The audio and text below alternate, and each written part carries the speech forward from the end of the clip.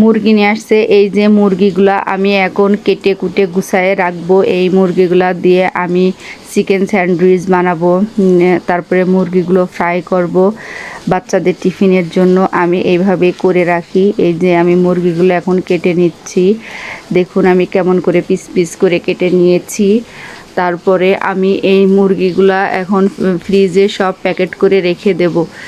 এই যে best piece আলাদা করে নিয়েছি। এই যে বেস্ট পিসগুলো আমি এইভাবে আলাদা করি, একেবারেই মাংস থেকে হাড্ডির থেকে আলাদা করে ফেলি। তারপরে এগুলো আমি সুন্দর করে ফ্রিজে রেখে দেব। আমার প্রয়োজন মতো বের করে পরে আমি এগুলি করে নেব। যে দেখুন কত সুন্দরভাবে কেটে নিয়েছি, হাড্ডি আলাদা করেছি আর মাংসটা বেস্টের পিস আলাদা করে ফেলেছি। এখন দেখুন এই যে এগুলো আমি সবগুলো এইভাবে করে নিয়েছি। এখন আমি এগুলা ফ্রিজে রেখে তারপরে যে গিলা কলিজাগুলো ভাপ দিয়ে নিলাম, গিলা কলিজাগুলো আমি আজকে রান্না করে ফেলবো।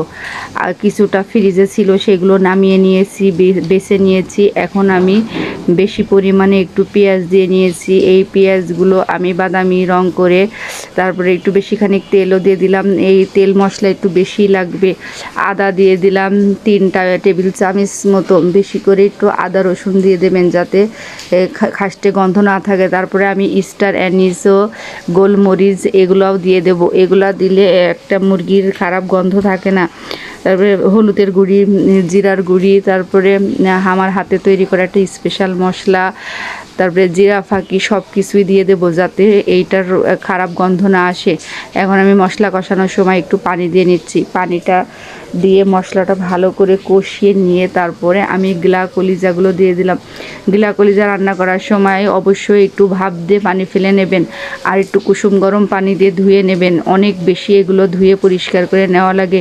এগুলো বাঁচার কারণে অনেকে খেতে চায় না, কিন্তু এগুলো সুন্দর করে বেছে পরিষ্কার করে রান্না করলে অনেক মজা লাগে।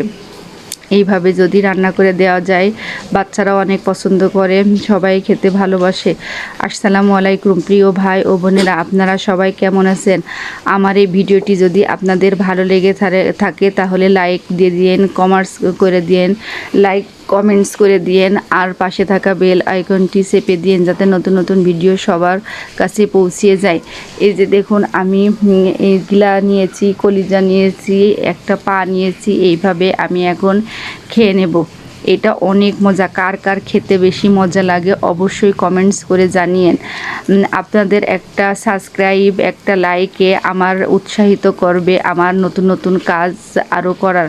আপনারা আমাকে লাইক কমেন্টস করে উৎসাহিত করেন, আমার পাশে থেকে আমার চ্যানেলটি চালিয়ে নিয়ে যাওয়ার অনুপ্রেরণা জাগান।